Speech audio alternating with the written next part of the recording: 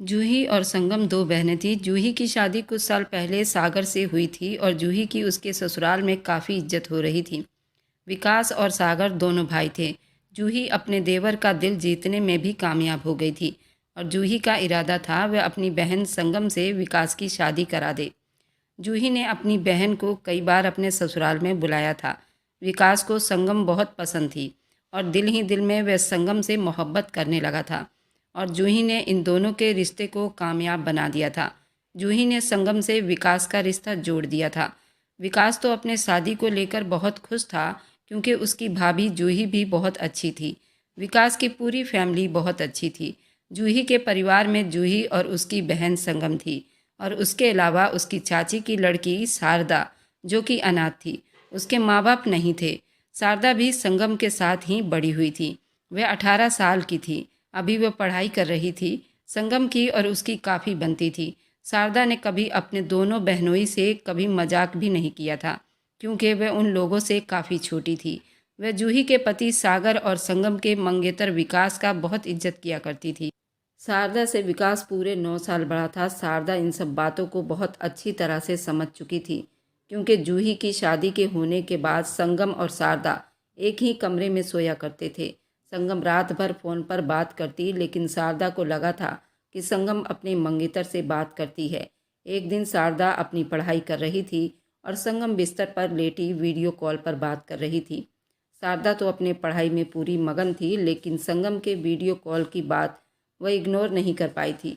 संगम ने अपने दोनों ब्यूटी बॉल को अपने शर्ट से बाहर निकाला हुआ था और वीडियो कॉल पर जो सामने आदमी था वह कोई विकास नहीं था। शारदा का दिमाग जैसे सुन हुआ था। उसने डर के मारे कुछ न कहा लेकिन वह अब सब कुछ जान चुकी थी। लेकिन वह इतनी हिम्मत नहीं कर पा रही थी कि वह संगम को समझा पाती ये सब गलत हो रहा है। शारदा ने जैसे अपने होठों पर ताला लगा लिया था लेकिन शारदा संगम की वीडियो कॉल की सारी हरकत अपनी नज़रों से देख चुकी थी और उसके रोंगटे खड़े हो गए थे। संगम अपने दोनों ब्यूटी बॉल को बारी बारी उस वीडियो कॉल पर जो सामने आदमी था उसको दिखा रही थी और धीरे धीरे आहें भर रही थी। शारदा की आंखें ये सब देखकर डर के मारे सुर्ख लाल हो रही थी।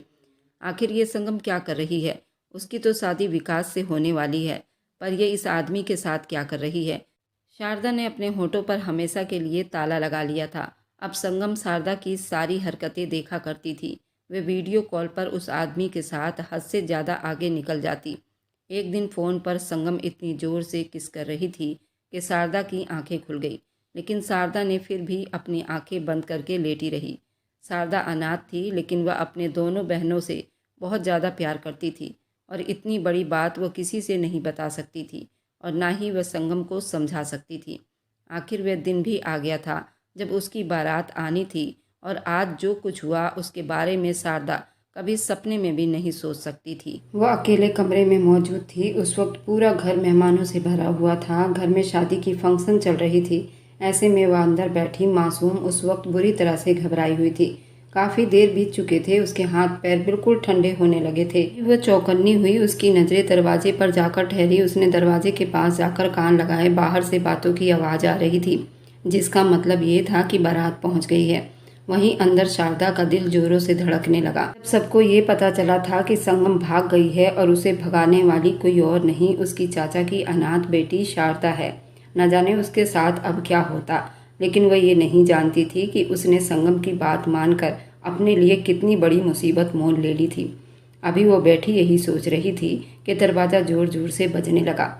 शारदा का दिल पसलियों से तोड़कर बाहर आने को तैयार बैठा था। वह अब किस किस बात की और क्या क्या जवाब देती ये सोच सोच कर वह अपनी उंगलियां चटका रही थी। दरवाज़ा एक बार फिर से जोर से बजा तो मजबूरन उसे आगे बढ़कर दरवाज़ा खोलना ही पड़ा। अपनी बड़े पापा की बेटी जूही को देखकर उसके चेहरे का रंग बिल्कुल पीले पड़ गए थे। क्यों दरवाज़ा नहीं खोल रही थी? इतनी देर से दरवाज़ा बजा रही हूँ। जूही ने अंदर आते हुए आसपास निगाह डालते शारदा को बोली, लेकिन शारदा ने आगे से कोई जवाब नहीं दिया। संगम कहाँ है? जूही ने शारदा के माथे पर पसीने की नन्ही बूंदी देखते हुए बोला, मैं कुछ पूछ रही हूँ तुमसे, जवाब क्यों नहीं दे रही हो? संगम कहाँ है? अब की बार जूही ने गुस्से से शारदा की तरफ देखते हुए माथे पर बल डालकर पूछा। जूही बहन, संगम यहाँ नहीं है। आंखों में आंसू लिए बोली, क्या मतलब यहाँ नहीं है? कहाँ है वह? जूही के चेहरे पर हैरानी और फिक्र दोनों दिखाई देने लगा था। वह चली गई आखिरकार। शारदा ने दिल बड़ा करते हुए जूही से कह दिया। वह चली गई? कहाँ चली गई है? सच बताओ शारदा, संगम कहाँ है? जूही ने उसे दोनों बाजू से पकड़कर उसे हिलाया। पूरा घर मेहमानों से भरा पड़ा था। बारात आ चुकी थी। ऐसे में संगम का यहाँ ना होना सबकी इज्जत को खाक में मिला देती। संगम ने कहा, अगर उसकी जबरदस्ती शादी किसी और से हुई तो वह अपनी जान दे देगी। फिर वो यहाँ से चली गई। कहाँ चली गई है? कुछ तो बताया होगा ना उसने। क्यों हम सबकी इज्जत को दाव पर लगाने पर तुली हुई हो? शारदा ने आंखों में आंसू लिए हुए कहा। इस वक्त शारदा बुरे हालत में थी। वह अपने आप को बहुत बेबस महसूस कर रही थी। पता नहीं, लेकिन वह चली गई जूही दीदी, शारदा ने रोते हुए कहा तो जूही ने उसे डांटा। चुप, आवाज ना आए। जूही ने दरवाजा बंद किया और वहीं सर पकड़कर बैठ गई। उसे समझ नहीं आ रहा था कि वह अब क्या करे, कैसे ये सब ठीक करे, कहाँ ढूंढे संगम को। मोबाइल लेकर गई है। अचानक से शारदा को ध्यान आया। शारदा ने हाँ में सिर हिलाया तो जूही ने संगम के नंबर पर कॉल मिलाई। कॉल जा रही थी लेकिन वह उठा नहीं रही थी। जूही के दिल में थोड़ी सी उम्मीद जागी थी कि संगम एक बार फ़ोन उठा ले तो वह उसे किसी तरह कोई न कोई बहाना बनाकर वापस बुला लेगी। कॉल बंद हो चुकी थी। जूही फिर से घायल हो गई थी और इस बार नंबर बंद जा रहा था। जूही सर पकड़कर बैठ गई। अब क्या होगा? उस पल को पछता रही थी जब उसने जबरदस्ती संगम और विकास की शादी की जिम्मेदारी अपने सर पर ले लिया था। वह अपनी बहन की अपने देवर से शादी करवा रही थी। विकास एक पढ़ा लिखा समझदार लड़का था और हैंडसम भी था। अब दोनों परिवारों की इज्जत उसके हाथ में थी। जूही ने भीगी आंखों से शारदा को देखा। उन्हें मदद की उसके भागने में। जूही गुस्से से शारदा की तरफ देख रही थी तो वह घबराकर पीछे हुई। सर ना में हिलाया। अभी जूही उसे कुछ कहती कि दरवाजा एक बार फिर से बजने लगा।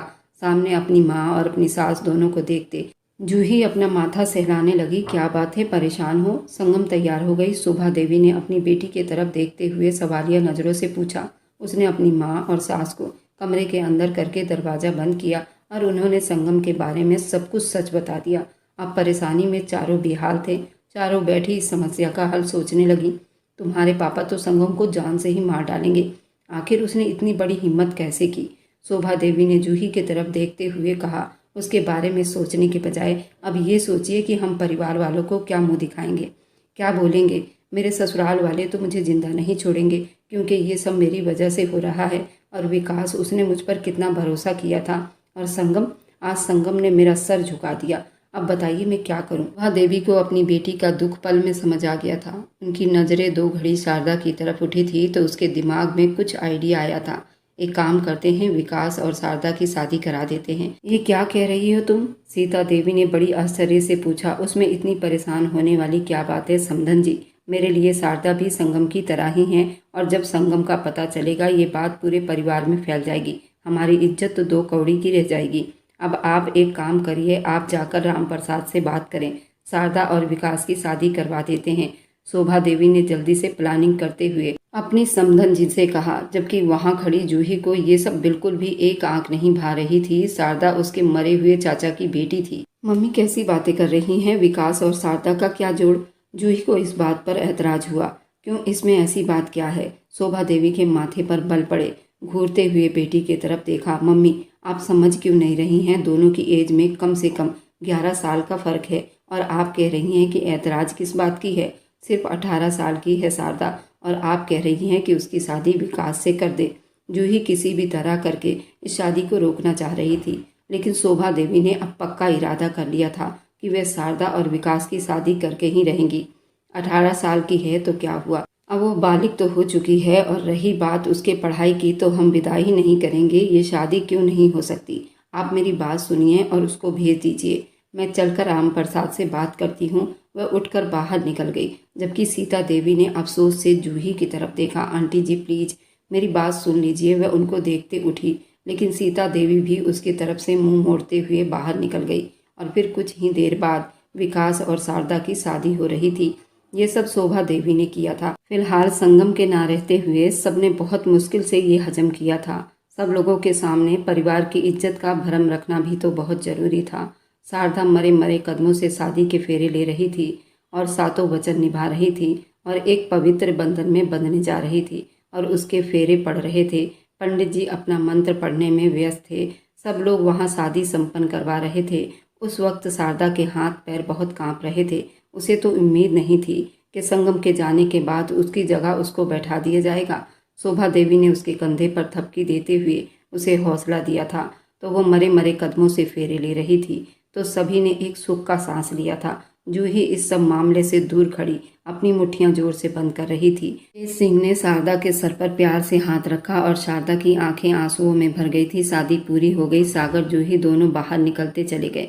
विकास जब मांग भरने का टाइम आया तो वह थोड़ा सा हिचकिचा रहा था, क्योंकि वहां पर उसकी दुल्हन बदल चुकी थी और वे ये नहीं चाहता था कि वह कुछ भी हंगामा करे। वह अपनी मुट्ठियों को जोर से बंद करता। उसकी मांग भर चुका था। उसकी होने वाली दुल्हन अब बदल चुकी थी और जिससे उसकी शादी हो रही थी वे शादी वाले दिन भाग गई थी। अब उस छोटी सी बच्ची से विकास की शादी करवा दी गई थी, जो अभी 18 साल की भी नहीं हुई थी। उनका बहुत बड़ा नाम था कि परिवार में उसकी मर्दानगी पर बहुत बड़ा दाग लगने वाला था, लेकिन वह चुप था। सिर्फ अपने भाई और भाभी की वजह से उसने जैसे तैसे करके ये शादी संपन्न करवाई। उसने मन में सोचा, संगम तुम जहाँ कहीं भी छुप जाओ, तुम्हें मैं ढूंढ निकालूंगा और वह सजा दूंगा कि तुम सारी जिंदगी याद रखोगी।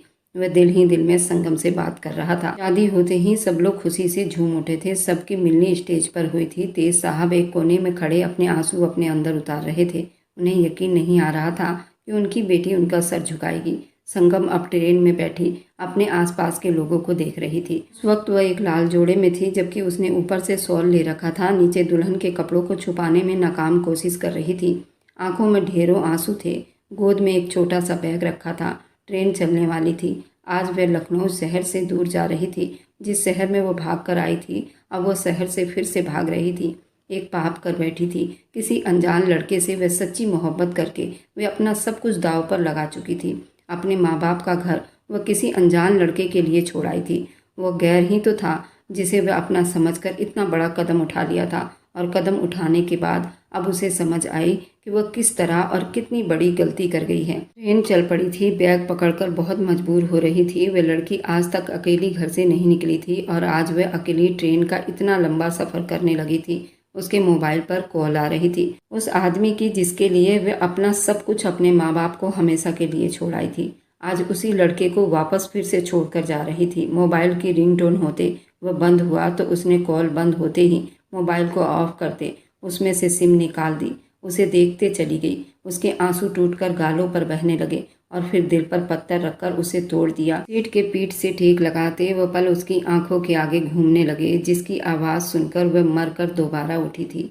वह आदमी भोला था। वह अपना घर बार जिस आदमी के लिए छोड़ आई थी, अपने माँ बाप की इज्जत, अपना सब कुछ खाक में मिला दिया था। उसने उस लड़के की मोहब्बत में वह सब कुछ लुटा कर आ गई थी, और जैसे ही उसके बताए हुए एड्रेस पर पहुंची, उस पर मुसीबतों का पहाड़ टूट पड़ा था। उसे अपनी कानों पर और अपने ऊपर यकीन नहीं आया। वह भोला था। वह फ़ोन पर किसी से बात कर रहा था। अपना नाम सुनकर उसके कदम वहीं थम गए थे। क्या हो गया शिल्पा? अरे भोला सिर्फ अपनी शिल्पा का है, किसी संगम का नहीं, और अपनी शिल्पा का रहेगा। भोला ने अपने प्यार जताते हुए कहा। अच्छा तो वह लड़की संगम, वह क्या है तुम्हारे लिए? सामने खड़ी लड़की ने रूठे हुए अंदाज में पूछा, जो शायद वीडियो कॉल पर थी। अरे वह तो एक बदला है, तेज सिंह के परिवार से बदला। जो कुछ उन्होंने किया उसका बदला। भोला के बिजनेस को नुकसान पहुंचाना उस विकास को कितना महंगा पड़ सकता है, उसे तो सबक सिखाना ही पड़ेगा। मैंने उसका बदला उसकी मंगेतर को उससे दूर करके ले रहा हूँ।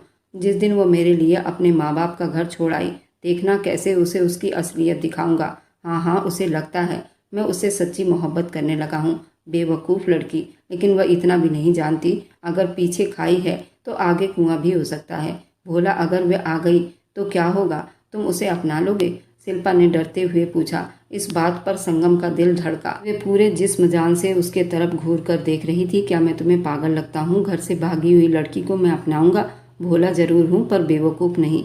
अभी मेरी औकात 2 कौड़ी की नहीं हुई है कि मैं उसे अपनाऊंगा। क्या कुछ नहीं था उसके शब्दों में? नफरत, गुस्सा, घमंड, बस मोहब्बत नहीं थी, इज्जत नहीं थी। सांस रोके संगम आंखों में आंसू लिए एक नज़र उस रावण को देखते उन्हीं कदमों से वापस उल्टे पैर पलट गई, बिना एक शब्द कहे, बिना किसी शिकायत के। क्योंकि इस सब में सिर्फ गलती उस भोला की नहीं थी, वह खुद भी गलत थी। हाँ, बेवकूफ़ लड़की थी, पागल थी और कम अकल थी, नासमझ थी। अपने प्यार में रिश्तों को एक अनजाने लड़के के इश्क में पड़कर छोड़कर चली आई थी। अपने घर वालों को तकलीफ देकर उसे ऐसा क्यों लगा कि भोला की खुशियां ही उसकी किस्मत है, जिसमें उसके लिए ना ही कोई आशीर्वाद था, ना ही कोई भगवान की प्रार्थना थी। सबकी बदुआएं लेकर उस भोला के लिए घर से भाग आई थी। वह कैसे खुश रह सकती थी? वह वहां निकल आई थी। उसे अब कहाँ जाना था उसे समझ नहीं आ रही थी।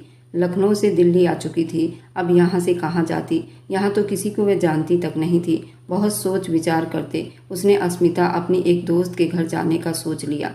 फिलहाल थोड़े वक्त के लिए वहीं उसकी मदद कर सकती थी। घर वापसी की कश्तियाँ तो वह जला चुकी थी, वापस जाना नामुमकिन था और भोला के हाथों खिलौना बनने से अच्छा था वह खुद को मार डालती।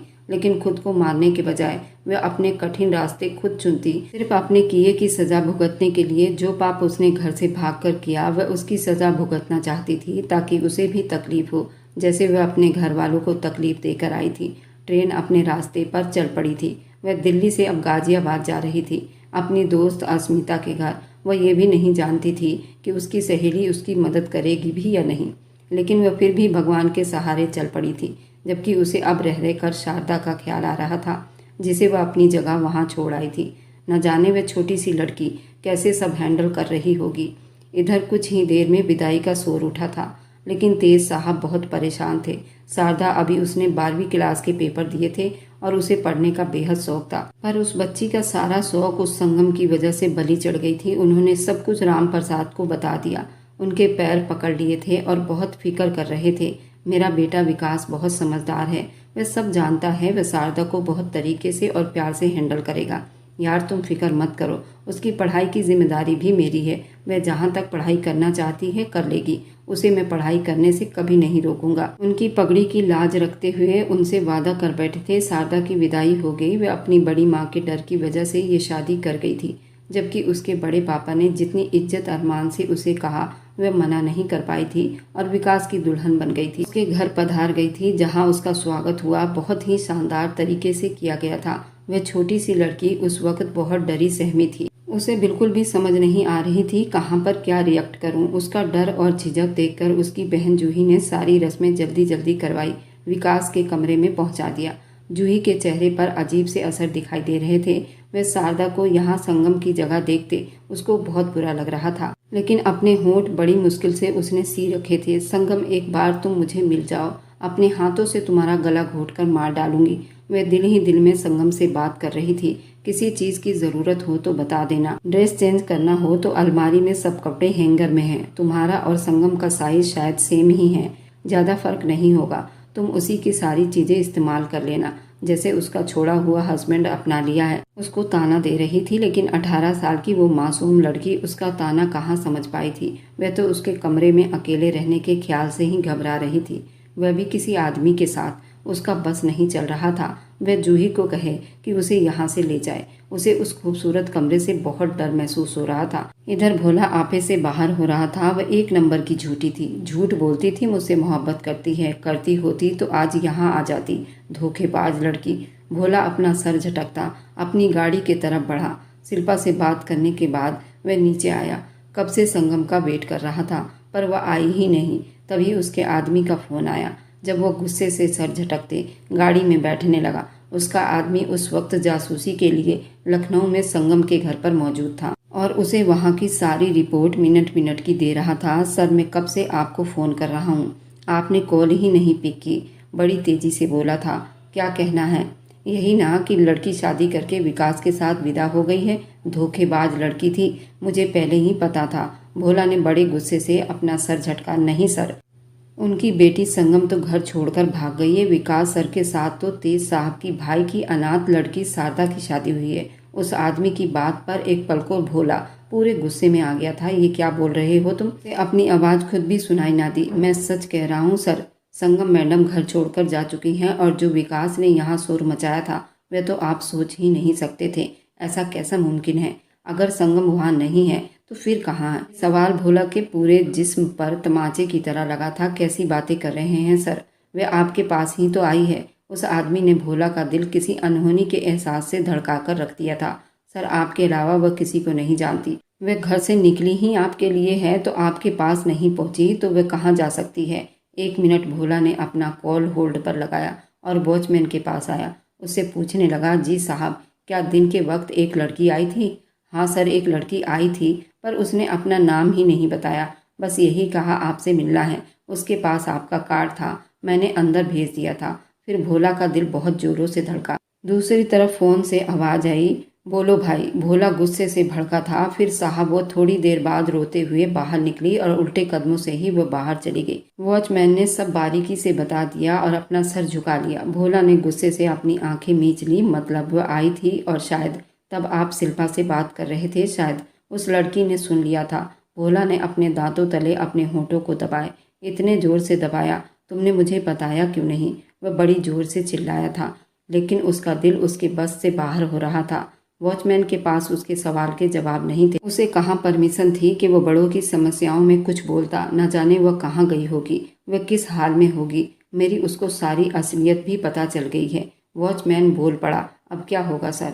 वह जल्दी उस आदमी को कॉल काटता। संगम के नंबर पर कॉल करने लगा, लेकिन वह बंद था। आपके दिए गए नंबर पर अब बात नहीं हो पा रही, कुछ देर बाद कॉल करें। वह नंबर बंद जा रहा था। सब कुछ एक पल में बिखर गया था। अपने बालों को नोचते वह आसमान की तरफ देखने लगा। वह तो चिल्ला भी नहीं सकता था। सब कुछ खुद का किया धरा था, लेकिन वह कहाँ गई होगी?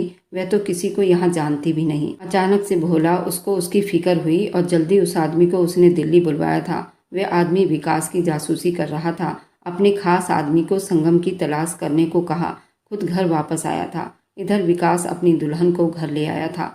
राम प्रसाद ने उसे अपने कमरे में बुलवाया था और उसे शारदा को प्यार से हैंडल करने को कहा था। जबकि दूसरे तरफ विकास का बड़ा भाई सागर अपनी पत्नी जूही के तरफ बढ़ा। उसे बेरहमी से जकड़ लिया था।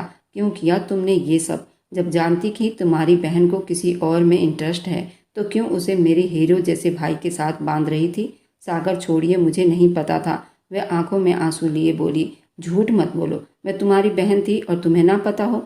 तभी तुमने जल्दी में अपने चाचा की लड़की से उसकी शादी करवा दी। डर था कि तुम्हारी बहन भाग ना जाए, और तुम्हारी बहन सच में भाग गई है। वह नफरत और गुस्से से बोलता, प्लीज सागर, आप मेरा हाथ छोड़ दीजिए, मुझे बहुत दर्द हो रहा है। वो बहुत रोई थी। जी तो करता है अभी तुम्हें तुम्हारे माँ बाप के घर भेज दूँ। तुम सब ने मिलकर हमें धोखा दिया है और उस मासूम बच्ची को विकास से शादी करवा दी। मासूम नहीं है, वह जूही बहुत तेज चिल्लाई थी। संगम को भगाने में उसी का हाथ है। उसकी बात पर सागर ने दांत कपकपाते हुए उसे देखा। तुम चुप हो जाओ, खबरदार, जो उस मासूम पर कोई इल्जाम लगाया तो अपनी बहन के गंदे करतूतों का इल्जाम किसी दूसरे पर लगाते। तुम्हें शर्म नहीं आ रही? तुम्हारी बहन दूध पीती बच्ची नहीं थी, ना कि वह शारदा की बातों में आकर भाग गई। उसकी नीयत पहले ही खराब थी। तुम और तुम्हारी बहन दोनों एक जैसी हो, खुदगर्ज और मतलबी। तुम मेरी नफरत के काबिल भी नहीं थी और मैं तुम पर अपनी मोहब्बतें लुटाता रहा। वह झटके से उसे खुद से दूर करता बाथरूम की तरफ बढ़ा था, जबकि जूही मुंह पर हाथ रखे अपनी सिसकियों का गला घोटने लगी। उसे शारदा के साथ साथ अब संगम पर भी बहुत ज्यादा गुस्सा आ रहा था। आज जो कुछ हो रहा था उसकी वजह से ही तो हो रहा था। ससुराल में अपने पैर मजबूत करने के चक्कर में वह अपने आप अब यहाँ पर बहुत शर्मिंदगी महसूस कर रही थी। रात के 9 बज रहे थे जब दरवाजे पर बेल बजी। अस्मिता, देखो कौन है। सरिता देवी ने कांपते हुए अस्मिता को आवाज़ लगाई तो फ्रिज बंद करते हुए दरवाजे की तरफ बढ़ी। दरवाज़ा खोला तो सामने संगम को देखकर हैरान रह गई। संगम, तुम? वह हैरानी में पड़ते हुए कभी उसको देख रही थी, कभी पीछे मुड़कर अपनी सासू माँ को देख रही थी, जो आंगन में आते हुए उसकी तरफ देखने लगी। कौन है अस्मिता? तुम वहाँ क्यों खड़ी हो गई? उन्होंने वहीं पीछे से खड़े होते गुस्से से आवाज लगाई। पूछा, माँ जी मेरी दोस्त है संगम, अंदर आ जाओ ना। अस्मिता की सासू माँ ने जवाब देते हुए वापस संगम की तरफ मुड़ी, उसे अंदर आने के लिए बोलने लगी। संगम अपने हाथ बैग पर पकड़े हुए डरते डरते अंदर दाखिल हुई। आंटी के माथे पर बल पड़े। ये लड़की कौन है? तुम्हारी कौन सी दोस्त है? मैं तो इसको नहीं जानती। अस्मिता की सास ने हैरानी से पूछा। माँ जी, ये मेरी स्कूल की पुरानी दोस्त है, एक मोहल्ले में ही रहते थे, बहुत अच्छी दोस्त है। अस्मिता अपने बुआ के घर रहकर पढ़ाई करती थी, तभी उसकी दोस्ती संगम से हुई थी और ये यहाँ पर गाजियाबाद में उसकी शादी हुई थी। अस्मिता को खुद कुछ समझ नहीं आया था कि अचानक संगम उनके घर क्यों आई थी। वह भी इतनी रात गए बैग लिए अपनी सास को बताती। वो फेर गई, जबकि उससे मिलते हुए अस्मिता के माथे पर बल पड़े थे। 1 मिनट, अंदर आकर मेरी बात सुनो, माँ जी ने अस्मिता से गुस्से भरे शब्दों में कहते हुए अंदर की तरफ बढ़ी। संगम, तुम यहाँ अचानक कैसे? तुमने आने से पहले नहीं बताया? अस्मिता उसके पास आते हुए उसके पास बैठते उससे पूछने लगी। क्या बताती अस्मिता, मेरे साथ जो कुछ हुआ वह बताने लायक नहीं। संगम ने रोनी सी शक्ल बनाते हुए कहा, अच्छा तुम यहीं रुको, मैं माँ जी की बात सुनकर आती हूँ, फिर आकर तुम्हारी बात सुनती हूँ। वह ज़्यादा ही गुस्से वाली हो गई हैं। वह बड़बड़ाती हुई अस्मिता को वहीं ड्राइंग रूम में बिठाते हुए खुद अस्मिता अपनी सास के पास किचन में चली गई। ये क्या तरीका है आधी रात को किसी के घर में आने का? लड़की जाते है अकेली, वो कैसे यहाँ आ गई, कौन है और किस परिवार से है? अस्मिता की सास एक पल में उससे ढेरों सवाल कर डाले थे। रिलैक्स माँ जी, संगम मेरी बहुत अच्छी दोस्त है, हमारी दोस्ती को काफ़ी साल हो गए, शायद उसे मेरी मदद की ज़रूरत है, इसलिए वह यहाँ आई है। तुमने मेरी बात का जवाब नहीं दिया, कहाँ से आई है? उसकी सास ने अपने सवाल फिर से दोहराया था। पहले ये लखनऊ में रहती थी, शायद ये दिल्ली आई थी किसी काम से। अस्मिता ने सर झुकाते हुए जवाब दिया, क्या मतलब तुम्हें पता नहीं? उनका तो दिमाग ही खराब हो गया। अभी इसी वक्त इसको वापस भेजो, ये मुझे फ्रॉड लड़की लग रही है, हम इसके झंझट में नहीं पड़ेंगे। माँ जी प्लीज़, वह हमारे घर मेहमान बनकर आई है और मेहमान तो भगवान के रूप होते हैं ना। वह अब बड़े मज़े से उन्हें समझा रही थी। बिन बुलाए मेहमान भगवान के रूप बिल्कुल नहीं होते। कह रही हूँ अभी इसी वक्त वापस इसको अपने घर भेजो। भगवान ना करे कोई ऐसी वैसी बात हो, कहीं ये लड़की घर से भाग आई हो तो हम क्या कर लेंगे हम लोग? वह दांत चबाते बोली थी, मम्मी जी आप सिर्फ आज की रात के लिए यहाँ रोक लो प्लीज़, इंसानियत के नाते बस इतनी सी मदद कर दो। मैं सुबह होते ही यहाँ से चली जाऊंगी, मेरी वजह से आपको या किसी को भी तकलीफ ना पहुँचे ऐसा मैं सोच भी नहीं सकती। संगम की बात पर अस्मिता की माँ ने अपने होंठ बंद कर लिए, जबकि अस्मिता बहुत शर्मिंदा हुई थी। ऐसी बात नहीं संगम, माँ जी का मतलब ये नहीं था, तुम जब तक चाहे यहाँ रह सकती हो। अस्मिता ने जल्दी संगम से कहा, लेकिन संगम जान चुकी थी उसे यहाँ से भी सुबह होते ही जाना होगा। उधर भोला सारी रात सड़कों पर आवारा फिरता रहा, शहर का चप्पा चप्पा छान मारा, लेकिन उसे संगम कहीं भी ना मिली। सारी रात भोला की आंखों में कटी, नींद उससे कोसों दूर थी। दिल ही दिल में वह उसकी सही सलामती आने का प्रार्थना कर रहा था। एक छोटी सी गलती के लिए भोला ने उसे इतनी बड़ी सजा दी थी और उसे धोखा दिया था। इस बात का अब एहसास उसे अंदर ही अंदर खाए जा रहा था। हे भगवान मेरी मदद करो, कहाँ ढूंढूं उस लड़की को? कुछ समझ नहीं आ रहा। उस वक्त गाड़ी में बैठा जोर से स्टीयरिंग को मुक्का मार गया था। संगम तुमने मुझसे दूर जाकर अच्छा नहीं किया, एक बार मिल जाओ मुझे, फिर देखना ऐसी जगह कैद करूंगा कि बस फड़फड़ा कर रह जाओगी। भोला आप मुझे धोखा तो नहीं दोगे ना? बहुत भरोसा करती हूँ आप पर, आपके लिए सब कुछ छोड़ सकती हूँ। याद रखना जिस दिन आपने धोखा दिया वह दिन संगम के जिंदगी का आखिरी दिन होगा।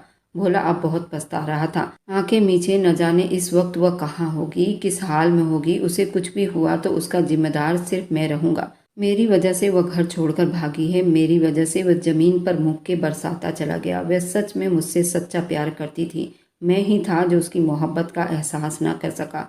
वह दीवार के साथ टेक लगाकर पीछे गिर गया, उसकी आंखें आंसुओं से तर थी। इधर वह कितनी देर से यूं ही बैठी विकास का इंतजार कर रही थी, लेकिन जब उसके आने का कोई असर दिखाई न दिया तो वह अलमारी से एक आरामदेह सूट निकालते, अपना ड्रेस चेंज करती, अब कंफर्टेबल महसूस करती, बिस्तर पर आकर लेट गई।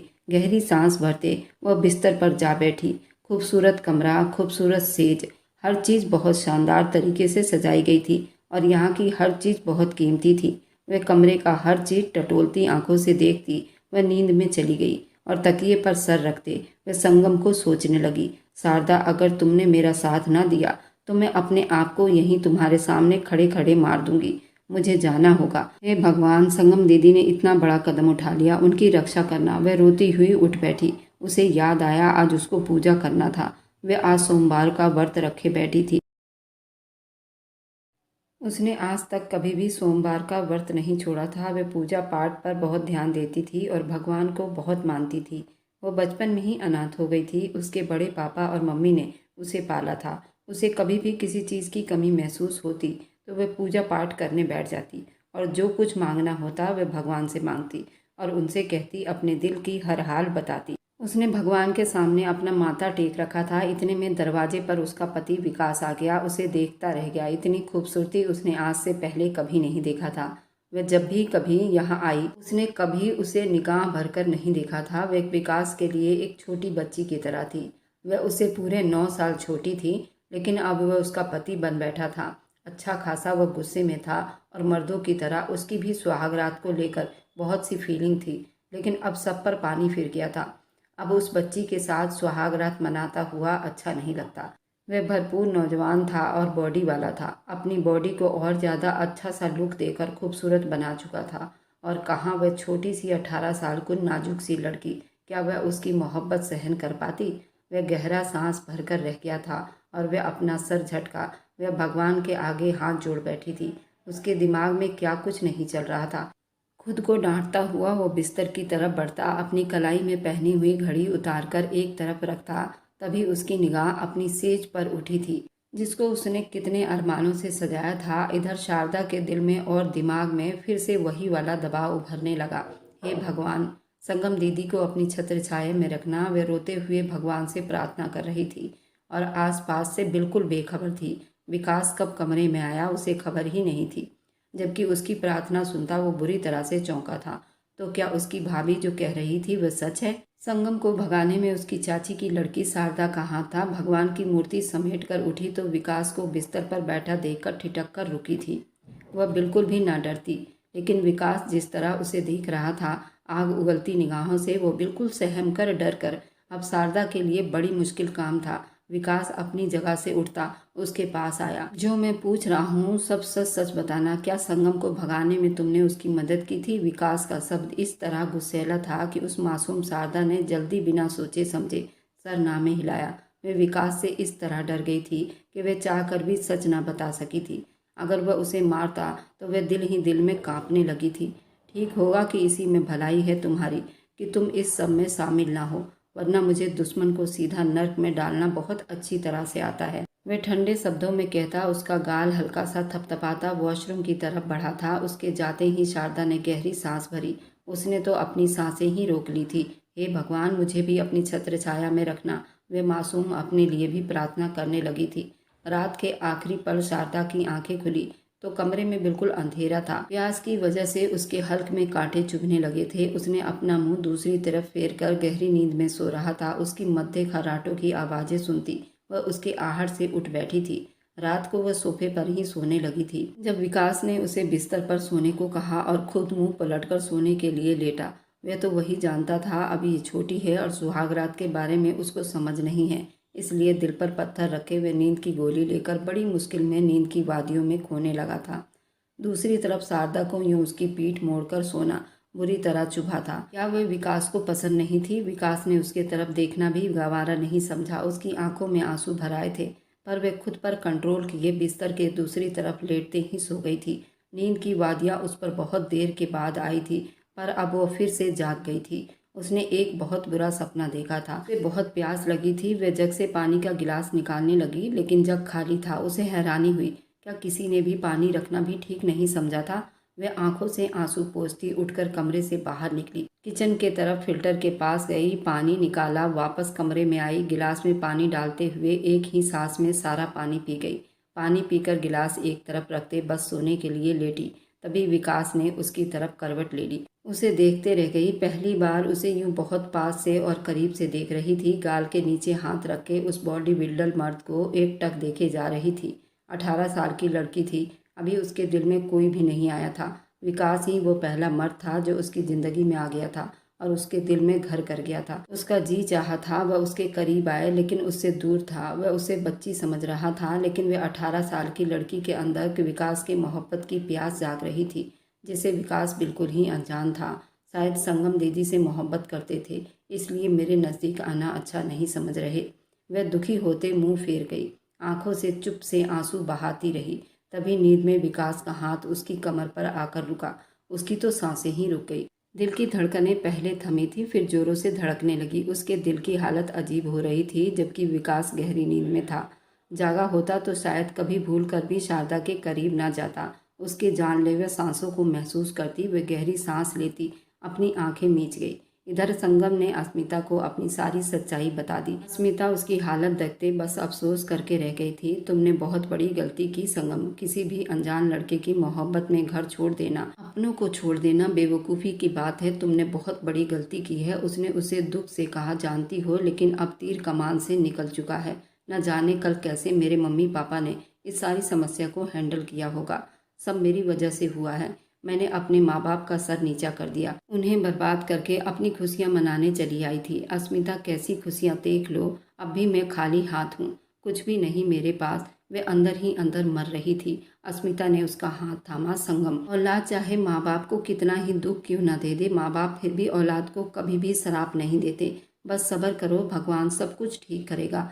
उसने संगम को समझाया तो संगम गहरा सांस लेती हाँ में सिर हिला गई। मैं आज ही यहाँ से चली जाऊँगी। पहले प्लीज़ तुम किसी अच्छे अनाथ आश्रम का एड्रेस बता दो, क्योंकि मैं यहाँ किसी को नहीं जानती सिवाय तुम्हारे। संगम ने अपने आंसू पोंछते कहा। संगम, मेरी सास थोड़ी गुस्सैली जरूर है, लेकिन दिल की बहुत अच्छी है। मुझे पता है वह तुम्हें यहाँ रहने की परमिशन बिल्कुल भी नहीं देंगी। जबकि मेरा बस चले तो मैं तुम्हें यहाँ से कहीं जाने ना दूँ। पर अस्मिता दुख से कहती जा रही थी, उसमें मैं तुम्हें क्यों गलत समझने लगी? मुझ जैसी लड़की को तो मर जाना ही चाहिए। अस्मिता, पता नहीं मैं क्यों जिंदा हूँ। संगम, इस तरह की बातें मत करो। भगवान से अच्छाई की उम्मीद रखो। जरूर भगवान सब कुछ ठीक कर देगा। मैं खुद भी कभी ज़्यादा बाहर नहीं निकली, लेकिन मैं अपने पति से कहती हूँ कि वह तुम्हें एड्रेस बता दे। उसका पति नीरज काफ़ी लेट घर आया था और संगम ने उसे अस्मिता के बारे में थोड़ी सी बात की थी, जिस पर वह चुप ही रहा। अभी तो वह सो रहा था। संगम को जबरदस्ती नाश्ता करवाकर बाहर आई। अस्मिता की सास कहीं जा रही थी रिश्तेदारी में। मैं जब घर वापस आऊँ तो ये लड़की घर पर नहीं होनी चाहिए। लेकिन जाने से पहले अस्मिता को ये बोल कर गई थी, जिसने दुख से हाँ में सिर हिला गई। पति मरने के बाद बड़ी मुश्किल से उन्होंने अपना घर संभाला था। वह एक सिंगल मदर थी, जिस वजह से वह कुछ ज़्यादा गुस्से वाली थी और उनके अंदर कड़वाहट भरी हुई थी। थोड़ी ऐसी ही गुस्से वाली दिखाई देती हैं, लेकिन अंदर से बहुत मुलायम है। अस्मिता अपनी सास के बारे में उसे समझाती। अस्मिता की नीरज से शादी को अभी 6 महीने हुए थे। नीरज बहुत ही अच्छे नेचर का आदमी था, सीओ था, लेकिन अस्मिता पर जान छिड़कता था। उसकी सास के निकलते ही अस्मिता ने जल्दी कमरे की तरफ जाते नीरज को जगाना चाहा। नीरज, प्लीज उठ जाइए ना। वह उसे उठने को धीरे से बोली। क्या हुआ, क्यों परेशान हो, बोलो ना, सब ठीक है ना? वह उसकी तरफ मुड़ता, छोटी छोटी आंखें खोलता उसे देखने लगा। जी, वो एक काम था आपसे, अस्मिता ने हिम्मत करते हुए कहा। मैं सुन रहा हूँ। नीरज बेड से टेक लगाते हुए बैठा। अस्मिता ने उसे अपनी दोस्त संगम के बारे में सब कुछ बताया। उसका कोई मदद करने वाला नहीं। फिलहाल वह अनाथ आश्रम में जाना चाहती है, जबकि उसकी बाकी सारी बातें खुल कर गई थी। उसका पर्दा रखा था। आप किसी अच्छे अनाथ आश्रम का पता बता दो, उसे वहाँ भेज दूंगी। वह जल्दी से बोली तो नीरज सोच में पड़ गया। इस तरह के एरिया ज़्यादा ठीक नहीं होते। जगह जगह ऐसे अनाथ आश्रम बने होते हैं, जबकि हकीकत कुछ और ही होती है। खैर, थोड़ा वक्त लगेगा, मैं पता करवा देता हूँ। वापस लेटने लगा। प्लीज़ नीरज, आज ही मम्मी ने कहा है मेरे आने से पहले वह चली जाए। उसका कोई नहीं। वह कहाँ जाएगी? अस्मिता ने ठंडे शब्दों में ये सारी बातें बताई। डोंट वेरी, मैं कुछ करता हूँ। नीरज ने उसकी अपनी दोस्त की इतनी फिक्र पर मुस्कुराकर कहता उठ गया। वह मुस्कुराई, जबकि नीरज ने अगले पल उसे खींचकर खुद के पास किया था। सबकी फिक्र है, लेकिन पति की नहीं। उठाकर बैठा दिया ना। कोई चाय पानी न नाश्ता पूछा। वह उसके होठों की तरफ इशारा करते बोला तो वह शर्माकर उसके सीने में दुबक गई। इधर सारी रात जूही की आंखों में कटी थी। सागर उससे सख्त नाराज हो गया था और अब उसके तरफ देखना भी गवारा नहीं कर रहा था, जिस पर जूही का दिल बहुत दुखा था। वह सुबह उठते ही बिना जूही के बात किए कमरे से बाहर निकल गया था। जूही का दिल किया कि अगर संगम उसके सामने होती तो वह उसका मुंह थप्पड़ों से लाल कर देती। आज विकास का रिसेप्शन होना था। जूही बाहर आई तो नाश्ते की टेबल पर विकास और सादा को पहले से मौजूद देखकर थोड़ा नर्वस सी हुई। क्या बात है जूही, आज कुछ ज़्यादा ही देर से जागी हो? पता है कि घर में नई नवेली दुल्हन आई है, बजाय उसकी मदद करने की मैं तुम्हारे नखरे ही झेल रही हूँ। सास की चुभती हुई आवाज़ उसके कानों से टकराई तो जूही ने एक निगाह शारदा की तरफ देखा, जो बुरी तरह घबरा रही थी। ऐसा क्या देख रही हो? जाओ, नाश्ते की टेबल पर सब सजाया गया है। ये सब कुछ शारदा ने बनाया है, सीता देवी ने जूही को जताने वाले अंदाज में कहा।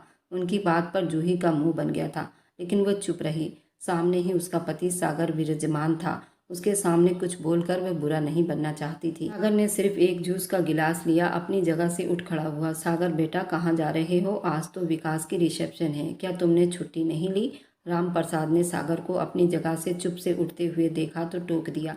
पापा, आज एक ज़रूरी मीटिंग है, इस वजह से जाना पड़ेगा। रिसेप्शन वैसे भी रात को ही है, तो मैं जल्दी आने की कोशिश करूँगा।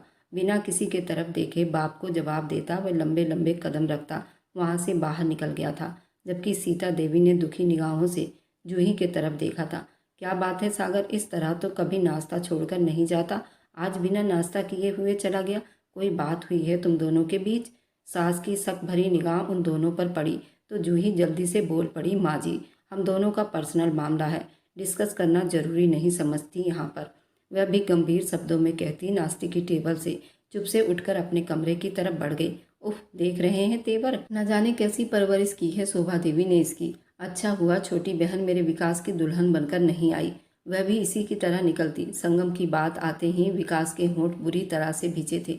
वह उस मौके पर संगम का नाम लेना उसे सख्त बुरा लग रहा था। वह बर्दाश्त नहीं कर पा रहा था। कुर्सी पीछे करते हुए चुप से टेबल से उठ गया। अरे विकास बच्चे, तुम कहाँ जा रहे हो? सीता देवी ने उसे जल्दी से रोका। कुछ काम है, आता हूँ। उसका शब्द ऐसे ही रूठा हुआ निकला। न जाने किसकी नज़र लग गई है हमारे हंसते खेलते घर परिवार को। इधर भोला बहुत परेशान था। सर, जो नंबर आपने बताया था लास्ट टाइम, वो यहीं की लोकेशन शो कर रही थी। गाजियाबाद रेलवे स्टेशन लेकर आया था और वे रूट इसी तरफ जाता था। सब तरफ पता करवाओ उसने किस किस शहर का टिकट लिया था। मुझे जल्दी इन्फॉर्मेशन चाहिए, मुझे हर हाल में चाहिए। भोला बहुत बुरी तरह से परेशान था। उसकी आंखें रात भर जागने की पता दे रही थी। वह जहाँ भी कहीं होगी मैं उसे ढूंढ निकालूंगा। वह दिल ही दिल में इरादा कर रहा था। वह वापस गाड़ी में आकर बैठा। मैं नहीं जानता वो मेरे दिल में कब समा गई। अब मुझे हर हाल में संगम को पाना है।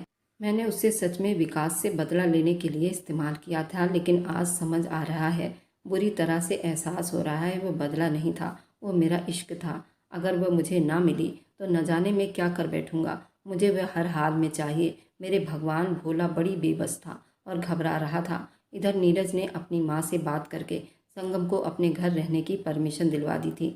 अनाथ आश्रम में रुकने का वह रिस्क नहीं ले सकता था, इसलिए संगम वहीं रुकने लगी। उसकी सास का व्यवहार थोड़ा सा अलग था, पर नीरज उसको अपनी बहन की तरह समझता था और अस्मिता उसका बहुत ख्याल रखती थी।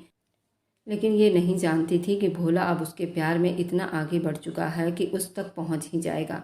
इधर विकास का रिसेप्शन बहुत शानदार तरीके से सजाया गया था। बिजनेस कमेटी से लेकर उनकी पूरी रिश्तेदारी से हर मेंबर उस रिसेप्शन पार्टी में शामिल था। 18 साल की शारदा को ब्यूटिशियन ने मेकअप के जरिए इस तरह निखार दिया था कि वह इतनी खूबसूरत लग रही थी कि वह अपनी उम्र से 2-3 साल बड़ी दिखाई देने लगी थी। और ये भी सीता देवी का हुक्म था, दुल्हन को उम्र में थोड़ा बड़ा दिखाना, ताकि कोई ये ना कह सके कि बच्ची को ब्याह कर ले आए हैं। पर बातें करने वालों ने बातें भी खूब सुनाई थी। संगम की जगह उसकी कजन को ब्याह कर ले आए थे, लेकिन सब बातों को इग्नोर किया गया था। शोभा देवी ने अपने तबीयत खराबी का बहाना बनाकर रिसेप्शन छोड़कर जा चुकी थी। जूही ने एक निगाह विकास और सादा को एक साथ स्टेज पर बैठे देखा तो सख्त गुस्से से भर गई थी। यहाँ वह संगम को सोच रही थी, लेकिन उसने खुद अपनी जगह छोड़ दी थी। पर अब उसका दिल था कि विकास शारदा को छोड़ दे। शारदा उसके घर में उसकी देवरानी बनकर उसके सामने कैसे आ सकती थी, जबकि सारी जिंदगी वह उसे अपने से नीचा समझती आई थी। आज वह उसके बिल्कुल बराबर में बैठी थी। इस बात को जूही बर्दाश्त ही नहीं कर पा रही थी। बहुत प्यारी लग रही हो। शारदा को स्टेज पर अकेला पाते उसके पास आई। थैंक यू, वह धीरे से मुस्कुराई। मुँह दिखाई क्या मिली है? वह शक भरी निगाहों से पूछ रही थी। कुछ भी नहीं दिया। मासूम शारदा के दिल पर चुभी थी, नफरत को समझ ही ना सकी। जूही ने जो पूछा शारदा जवाब देती जा रही थी। क्या मतलब? सुहाग रात भी नहीं मनाई? वे थके थे ना, इसलिए सो गए थे। शारदा ने धीरे से जवाब दिया। सच में शारदा, मतलब तुम्हें देखा भी नहीं, तुम्हारी तारीफ भी नहीं की और मुंह फेर कर सो गया? जूही ने उसे खंजर चुभोते बोला था। वह सर झुका गई। अमेजिंग, मतलब उसे तुम्हारे अंदर कोई खास बात दिखाई नहीं दी कि तुम्हारे करीब आता। खैर, ये सब किस्मत की बातें होती हैं। उसे सर से पैर तक देखती जूही गुस्से से देखती उठ खड़ी हो गई, जबकि उस मासूम की आंखों में आंसू भर आए। क्या बात है विकास, क्या शारदा अच्छी नहीं लगी? अब वो विकास को अकेला देखकर जली पर नमक का काम करने आई थी। क्या मतलब आपकी इस बात का? वह सीने पर बाजू बांधे थके अंदाज में बोला। क्या छुपा रहे हो? तुमने शारदा को मुंह दिखाई भी नहीं दी। बेचारी इतनी अपसेट है, जूही ने बड़ी अफसोस से कहा। तो विकास ने दांत पीसते स्टेज पर बैठी शारदा को देखा। आपसे मतलब? यह हमारा पर्सनल मैटर है, आपको ज़रूरत नहीं बीच में बोलने की। वह पहले ही संगम की वजह से भड़का हुआ था और ज़्यादा जूही की बातों से सुलग उठा था। उफ, अगर ये पर्सनल मैटर होता तो तुम्हारी नासमझ दुल्हन सबके सामने खोलकर ना बैठी होती। वह तुम्हारी इज्जत का फलूदा कर रही है। तो मैंने उसे टोका तो वो मुझे रोक कर सब बताने लगी कि तुम उसके करीब भी नहीं आए, बल्कि पीठ फेर कर सो गए। जूही की बात पर विकास का चेहरा खतरनाक हद से भी ज़्यादा गुस्से में पड़ गया था।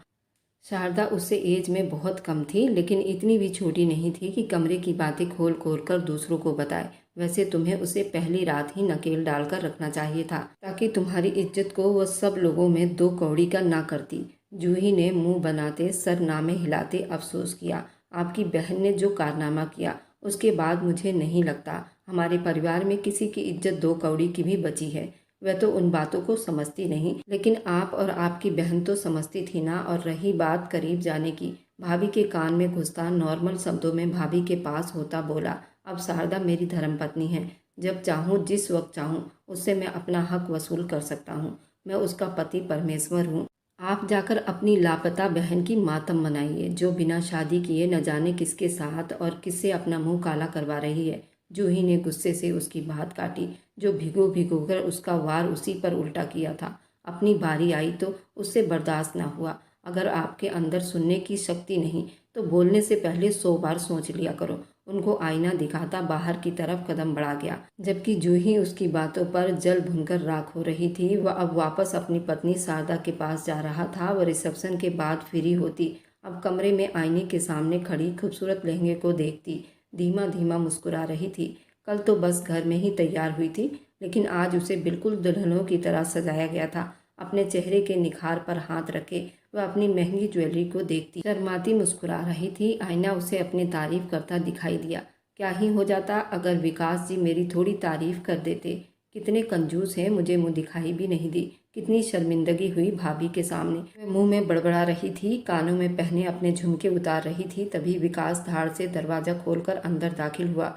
उसे यूं गुस्से से अंदर आता देखकर उसका हाथ कान के पास जाता रुक गया था। दिल बेकाबू फिर से धड़कने लगा था। पलकें झुकने से मना कर रही थी, न जाने क्यों।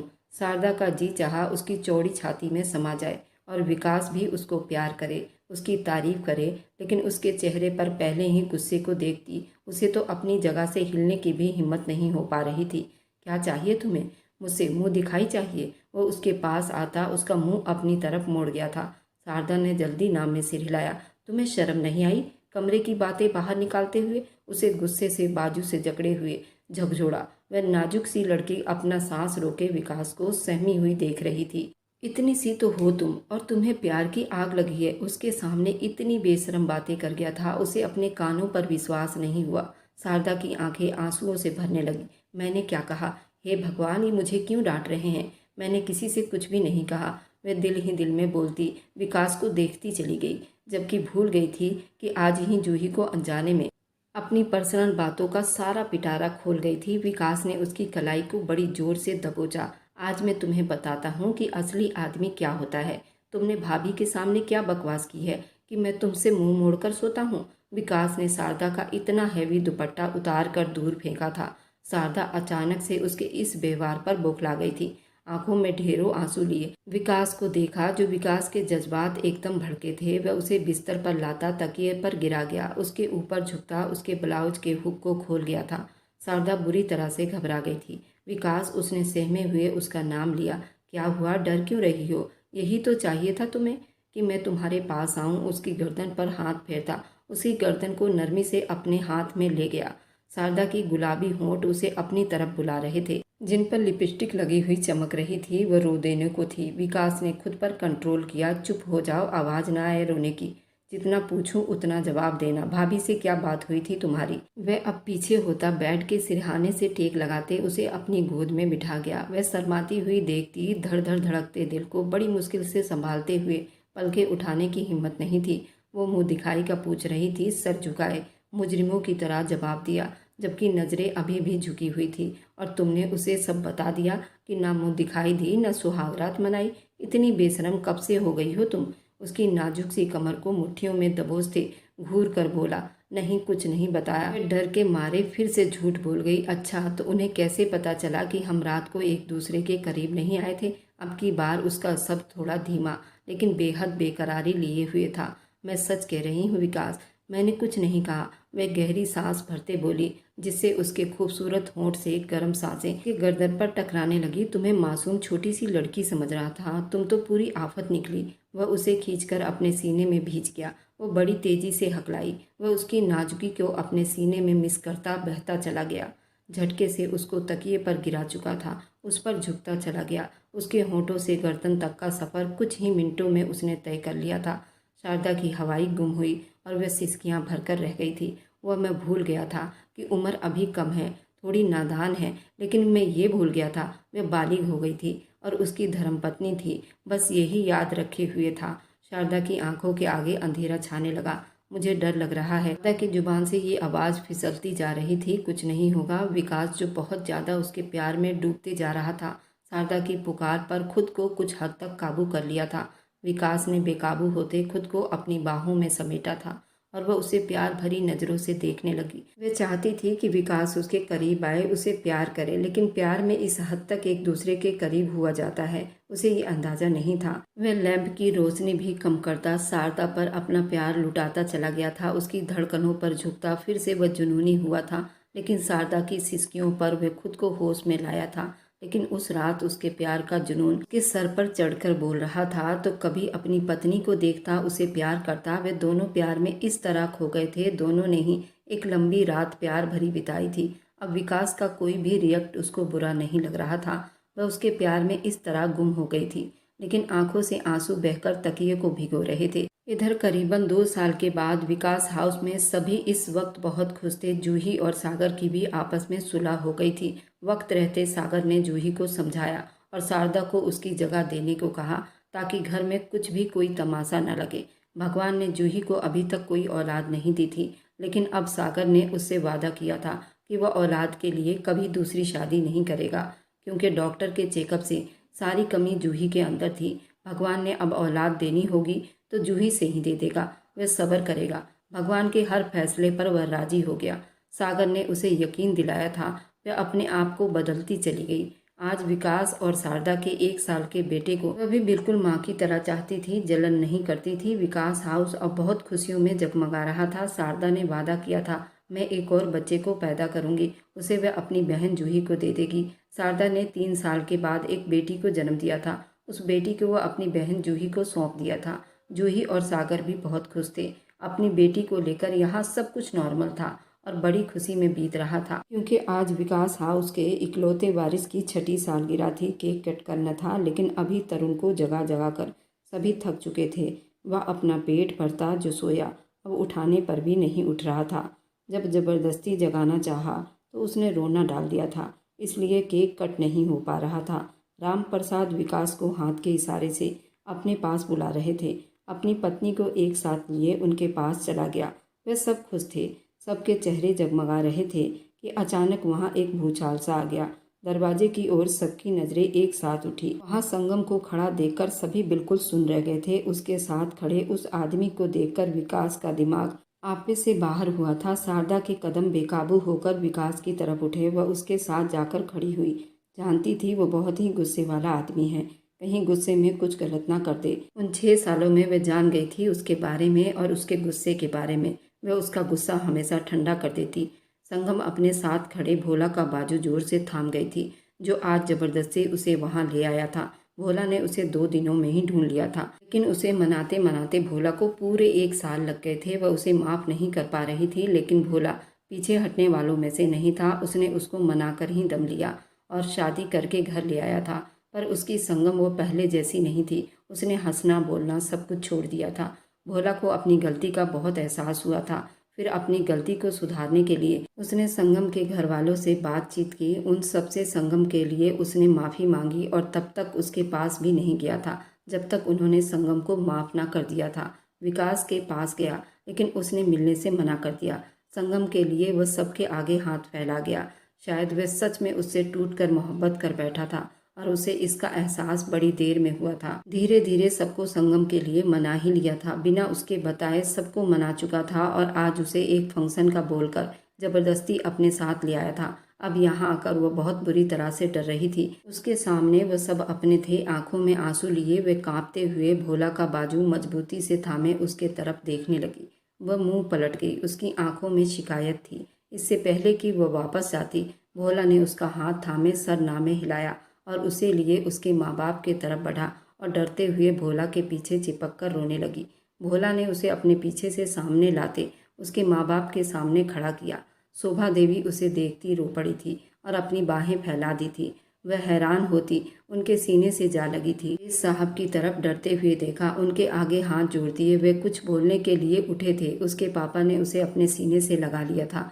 शारदा और विकास ने भी उसे माफ़ कर दिया था, सभी ने उसे माफ़ कर दिया था। लेकिन ये माफ़ी वैसे ही नहीं मिली थी। इस सब के लिए भला को क्या क्या सहना पड़ा था, सिर्फ वही जानता था। संगम ने विकास की तरफ देखा तो वो मुंह फेर गया, उसका चेहरा गुस्से से लाल था। जूही ने उसकी कलाई को थामा, उसने जूही की तरफ देखा तो दिल एकदम बिल्कुल सुन्न हुआ। उसी पल तरुण ने उसके कंधे में मुंह छुपाते जोर से रोना शुरू कर दिया तो सबका ध्यान उस छोटे से मासूम पर जा ठहरी।